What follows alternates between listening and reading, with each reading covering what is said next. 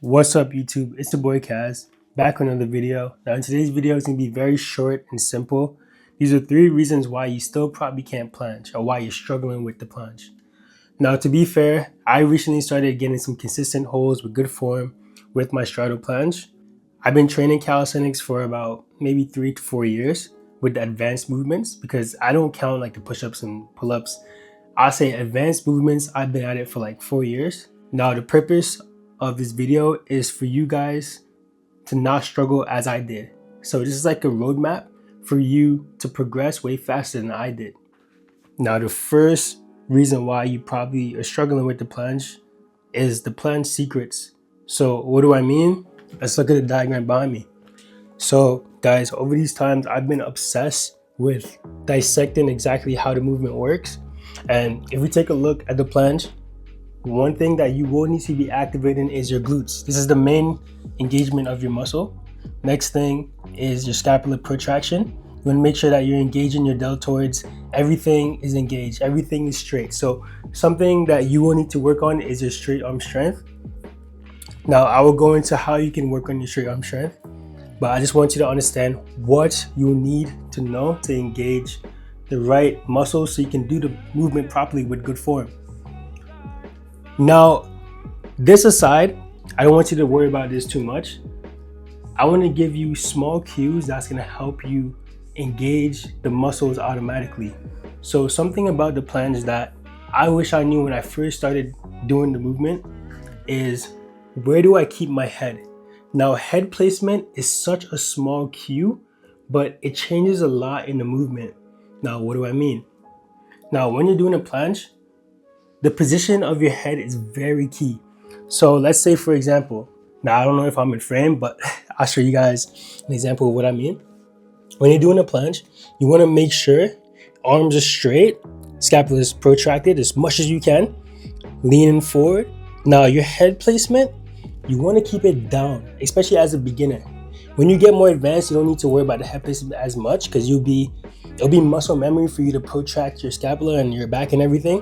When you're at the beginning stages, you want to make sure that your head placement is in a good position. Now, where you want to place your head is going to be looking down. When you're in a planche position, you want to make sure that you're looking at your feet. Now, while you're looking at your feet and your toes and everything, while your head's down in the planche position, everything's protracted. The reason why this is so important and it's such a small cue is because it's going to automatically keep your arms straight and locked. When your head is down, your body is automatically protracted. So this is the cue that I wish I knew in my beginning stages of training planche. Now, once your head placement is properly set, remember, head always placed down, looking down at your feet while you're in the planche position. Next thing is engaging your glutes, making sure that you're squeezing your glutes as tight as you can. Next small cue that's very important in the planche. Next step, how tightly and where you're placing your arms. Now this is a whole nother video in itself, but to summarize it, everyone's body works differently. Lever mechanics work different for each body type. For me, I'm 5'11", 5'10", around that. So I'm on the taller side compared to a lot of calisthenics athletes that may be shorter, so they don't have to worry about this part as much as I do. So when it comes to your lever mechanics, you want to make sure that your hands, for me, it works better when my hands are all the way back here because my wingspan and everything like that. For some athletes, they might prefer going up higher. So you have to find where your hand placement works better for your body mechanics, and that's where tapping into yourself and training, you'll get that experience. Next thing is your grip strength. Guys, this is key. This is where calisthenics shines. Grip strength is very key in a planche because when you're in a planche, you don't want to be gripping softly. You're not going to get a good protraction. You're not going to get a good hold. You want to make sure that you're squeezing very tightly, as hard as you can. Everything tight as possible. The stronger your hold, the stronger your planche. That's key. Don't let that go over your head. Now, last underrated cue towards your planche is your toes. Now, when you're in the planche, especially when you're at the straddle phase like I am, to get a good hold, you want to make sure that your toes is plantar flexed. So your toes are pointing out this way. Okay, so you want to make sure you're pointing your toes pointed out. plantar flex, dorsiflex, you want to make sure you know the difference between both, knowing how to engage them according to the movement. Because when you're doing a plunge, and let's say you're doing a press, you want to make sure that you're going into a dorsiflexion, switching to a plantar flexion, and vice versa. But you guys should look into that. That's a whole different video in itself. I don't want to go too deep into the plunge mechanics. And also, guys, this will be all the information that will be in my course that I am working on, which I'll be talking more about at the end of this video. Second reason why you still can't plunge, guys, is because you're skipping the foundations. This is such an important thing.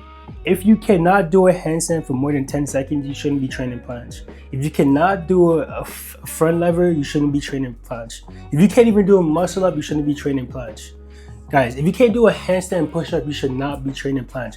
Learn these foundations, because when you get those foundations, learning the planche will go way faster as vice versa. Because let's say, for example, I see many athletes, especially around in my personal circle, that they rush to train these progressions, like the planche and all these things.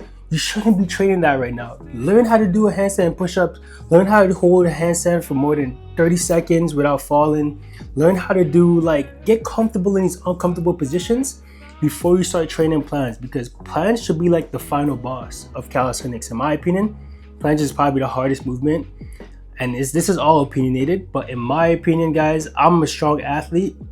I would say planche is probably, full planche with legs together, is probably one of the hardest movements I've ever had to train. Now, you should be training this as your final boss to calisthenics. So if you're an athlete and you're trying to get into calisthenics, whatever you are, if you're trying to get into calisthenics and you're like, okay, I want to learn to do planche, that should be the final thing on your list.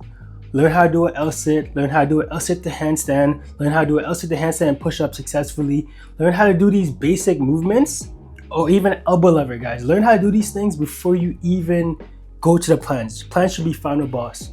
Now, the final reason why you still can't planche is because you need to drop the ego. Train with the bands, guys.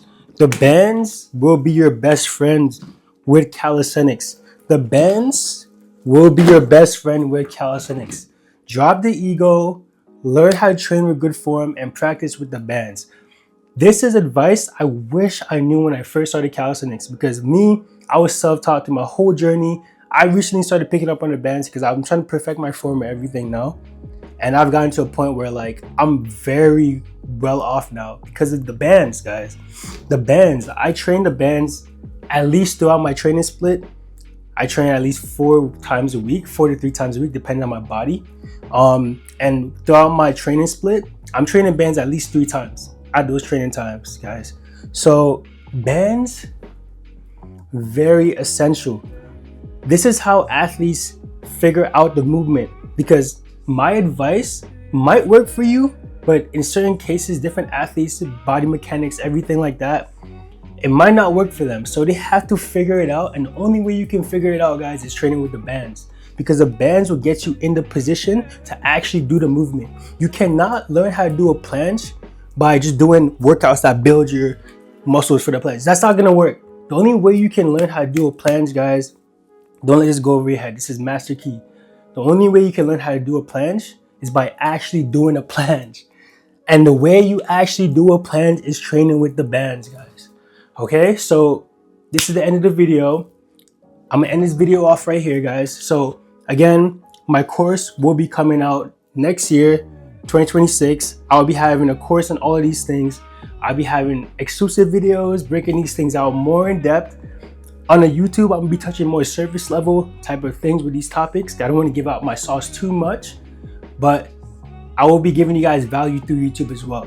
But if you want to know more, for sure, when the course is out, I'll be promoting that a lot in my videos. So stay tuned, guys. It's been your boy Kaz, and I'm out.